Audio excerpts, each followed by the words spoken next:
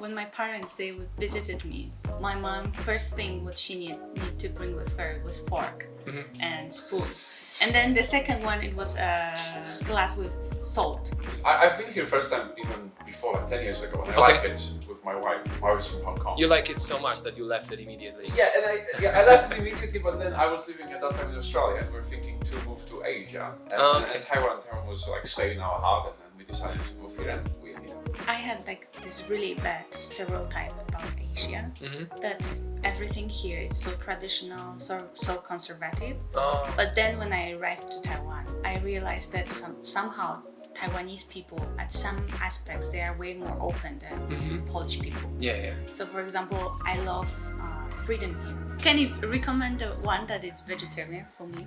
The vegetarian dog. No. Hello everyone, Andres here. I'm today with another video, and it is something I finally succeed in my life, because for lots of time I was making my videos and I was doing my blog, and people were very curious about food in my country, and they very often ask, hey, why don't you open a restaurant? I say, no, I'm too busy. But today I'm here in Taichung with Bart, who actually opened Polish restaurants. So if you want to try Polish food, it's just next to you. And also we are with Paulina, who's gonna introduce herself soon. So let's get started. I came here because of the exchange program, and then I absolutely fall in love with Taiwan. Just the Taiwan, or maybe somebody specific here? Yeah. At the very beginning, yeah. Oh. But then when we broke up. Okay. And then I realized that it's not necessary that I'm here for him. Oh. It's more for myself, because I see. really like it here. Yeah. So you both live in Taichung. We are in Taichung. Now you have an opportunity to convince me, the real Kaohsiung Ren, why would I move to Taichung? 3 reasons. Weather is better in Taichung. Kaohsiung is more rainy, so that's for sure. We have more sun here. No, the Kaohsiung is not rainy. Kaohsiung is only rainy in the summer. Like most of the year it doesn't rain. Like for 6 months there's like dry crazy season. hot. You have AC at home, don't you? I'm an expert here, Okay. because I used to live in Taipei, Yeah. then in Hsinchu, then in Tainan, then in Kaohsiung Alian, Okay. in Luzhu, and then in Taichung. So out of all those places, the best one is Taichung. Really? Because you have if you go to Taipei, everybody's running.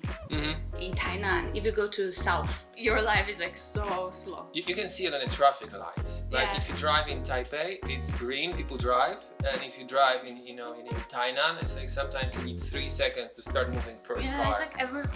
It's nice, but it's like holidays. Yeah. But here in Taichung, the speed of life, I think it's just right. All right. It's not too fast and not too slow.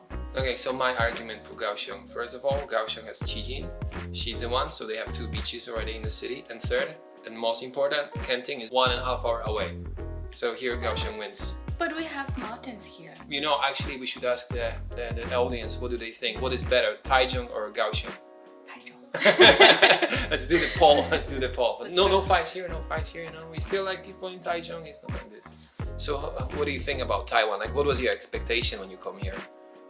What's my expectation? I've been here first time even before, like 10 years ago, and I like it with my wife. My wife's from Hong Kong. You like it so much that you left it immediately. Yeah, and I left it immediately, but then I was living at that time in Australia, and we were thinking to move to Asia. And Taiwan was like staying our heart, and then we decided to move here, and we're here. So what's your favorite food in Taiwan? You go. Favorite because food. he's like... Yeah, it depends on the city. But I think Taichung is hotspots, all the different hotspots here. Because Really? There's a lot. I'm still discovering new ways. Yeah, so there's a hotspot here for sure. And rural fun, all over, that traditional dish. I love it. She hates that. Yeah, but She doesn't even eat, It's kind of... Yeah, but that's kind of my food here. Taichung is the center of Taiwan hotpot restaurants. So which one is the best one? If it comes to dark ginger hotpot, that a lot of people don't like because it's quite strong flavor. There's a few places here that make it very good. And I'll try to say the name. Maybe somebody will understand. It's called Yabawan Chamuya. Yeah, sounds correct to me. Awesome, thank you. I just read it. I hope someone understands. Yeah, but that one is good. If anybody knows better, ginger duck, like Jiamuya restaurant in Taichung, you guys still have to really correct him because he cannot live in a mistake, like all his life. Can you recommend the one that is vegetarian for me? The vegetarian duck. Yeah. No, I think hot pot is a part of culture here. So I love them, but for me it's really difficult to find the one that is vegan or vegetarian. Yeah. So if you know a place, also once again, if you know a place, please recommend it to me. This is like the least favorite question for me. Okay. Because people, they expect that we will say like pig blood or like very rural farm. But I love sweets here. And my favorite one is like the shred ice and with all kind of cute things. Like we have taro, tangyuan. Like 珍珠, all kind of cute. Yeah, cute there. Okay, so who recommends the best one? Like, do you have a good one in Taichung? Not really. Like, I love all of them. Oh. But if you know a good place, you can recommend it to me. You open very specific business in Taiwan that lots of people don't understand what it really is, right? Yeah, but it's like we just started, so I hope in the future there will be it will be more recognized. Yeah.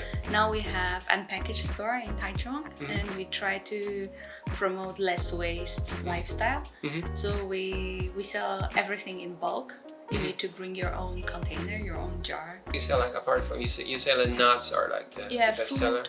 Yeah, we have nuts, dry food. We have a lot of cleaning products, soap, shampoo bars. It's like a shop from the future actually, because I don't know why we don't have it yet. It should be it should be not like a competition for you, but it should be already in every supermarket for like 100 years. I think we will be there someday. Yeah. I hope so. Like the places you bring like a big water bottle, you fill up the water. Oh, we have one. We have like the vending machine. You need to bring your own container for the laundry detergent. Yeah. And it's really cheap, so people, they really love it. I think so. How about you running business in Taiwan? Yeah, it was hard in the beginning. People were shocked and the food was very different. But slowly people started to accepting it. It's the third year we run here. Okay. We can see the light at the end of the tunnel. There's a hope. Yes, there's definitely a hope. How do Taiwanese people imagine Polish food? Do they have like any strange ideas sometimes? Yeah, actually, they sort of don't have much idea about the food because Polish food is not very like popular globally. Maybe except in USA and Canada, there's a lot of Polish people in the restaurants. But in Asia, it really is something super exotic. So yeah, they kind of in the beginning have a problem what to order, so we very often have to introduce what we have and how it's gonna taste roughly. Yeah, but after a while they kind of get used to it. And the one thing about Polish food is quite sour. Taiwanese people don't really eat sour food. They usually prefer sweeter flavors. Yeah. But they sort of get used to it too. So yeah, that's okay. It's getting there. Yeah, and there's a problem with ingredients like we need to find like the cottage cheese for the pierogi, so we have to make our own, which is still a pain to make it. There's the forest mushrooms I have to bring from Poland. My mom sent it to me to make bigos. Yeah, so there's the difficulties here too. Yeah, the ingredients are different. Yeah, the ingredients are very different. Dairy industry in Taiwan is not that developed. It's not enough milk here too. Yeah, but yeah, it's getting there. So. But I actually think Taiwanese people like there's lots of similarities. Like Polish and Taiwanese food, they're both a little greasy. True. In this way, so actually I think if we talk like for like even older population of Taiwan who are not used to eat like foreign food, but if you serve them like bigos or something like this, they kind of gonna be okay with that. Yeah. More than hamburgers, for example. That's true. Yeah, that's true. They actually like stew here, so that's probably the most popular item on our menu for a while already. Yeah, but it is a bit sour, and we always worry like, oh my god, they're gonna like it. Oh, they're gonna too sour.